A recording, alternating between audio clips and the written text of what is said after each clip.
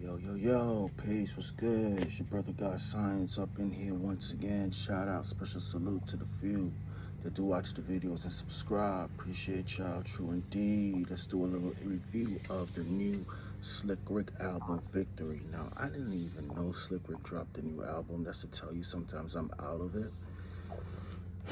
And that's done intentional because I cannot take some of this internet stuff sometimes. But anyway, dope album. I'm gonna try to do it like the Source, man. Like out of 5 mics, I'll give it like 3.5.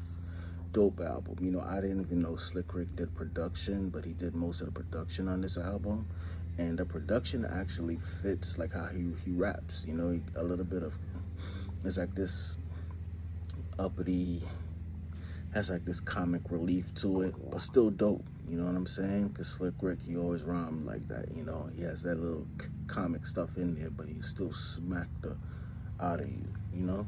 Um, but dope album, man. It's not the Great Adventures of Slick Rick.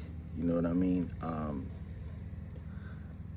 That album came out in 1988, and still to this day, it is still like no skip, man. No skippers on that. Still one of the greatest albums ever made. Nothing but heat.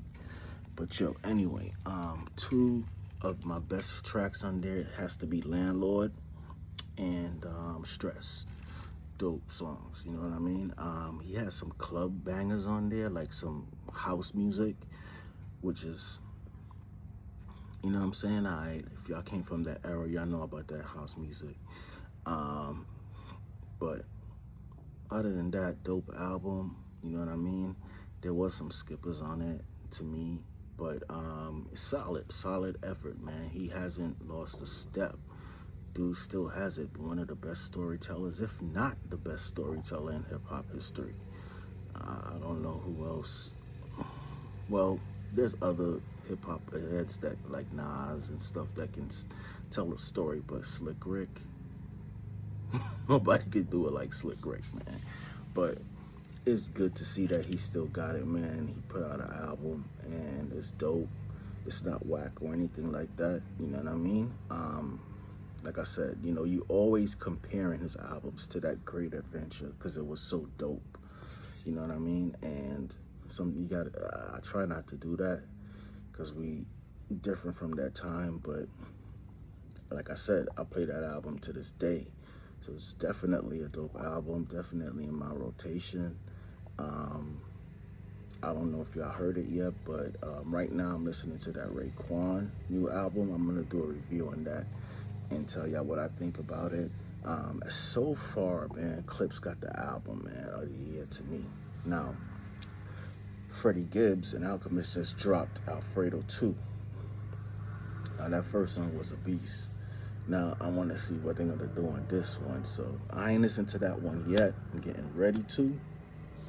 But I had to go back and listen to the Slick Rick first. And it was dope. I don't know how that junk got away from me, but my boy sent it. I'm like, yo, I didn't even know Slick Rick dropped an album. But like I heard, I read that Master Peter's gonna be doing these drops, and Supreme Clientele too. Like, I'm scared of that one because like Supreme Clientele was a dope album,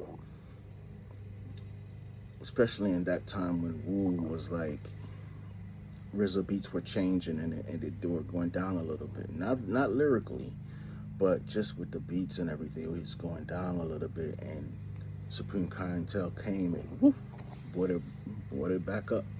But Iron Man, I always thought was a better album because RZA was still in that zone of when he dropped Liquid Swords and all that, you know what I mean? But lyrically, Supreme Clientele is far more superior. But to do a part 2, Ghost, you gotta come correct on that. Just to label it Supreme Clientele 2, you gotta come correct, and I would like to see some RZA production on it. Please, RZA, dig deep. Put your foot in it, man, please. But Slick Rick album, dope. Like I said, I give it like 3.5 mics. It does have some skippers on it to me, But overall, dope album, and I like that Slick Rick did his own production on it, and it sounds dope.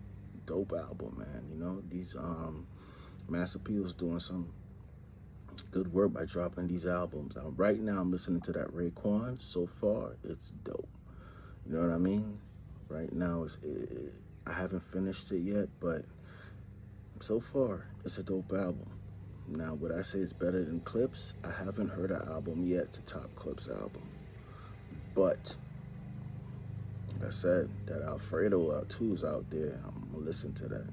You know, Alchemist, that's one of my favorite, producers. But, yeah, definitely, if y'all haven't listened to that Slick Rick Victory, go check it out, man. Tell me what y'all think. How much mics would you give it? And do you think Slick Rick lost it? Not to me, man. Still got that, especially on that song Landlord. He's like telling us, you know how Slick Rick tells a story, and he has his background ad-libs in there, classic Slick Rick, man. Anyway, salute to Slick Rick, putting out a dope album, and y'all tell me what y'all think, man.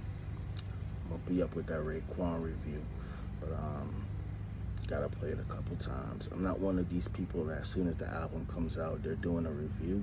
I don't see how you can do a review of an album if you don't listen to it and marinate it. And sometimes an album grow on you. I always tell the story of when I first listened to Enter the Stage. The first time I played it, I didn't get it. It wasn't whack, I just didn't get it. It was so different at the time. I was like, and then I played it again. And then I played it again, and it just seems to get better and better and better. Till one day I'm sitting in my brother's car and we smoking. I'm like, yo, this shit is a classic. I don't know if it hit everybody like that, but it hit me like that.